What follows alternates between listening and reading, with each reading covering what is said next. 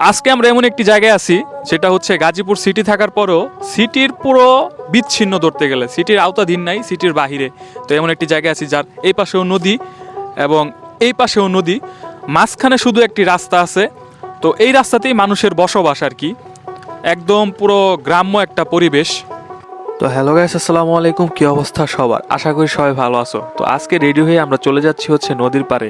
তো নদীর পাড় বলতে সবাই চিনে, হয়তোবা অনেকেই গেছে। এটা হচ্ছে তুরাগ নদী।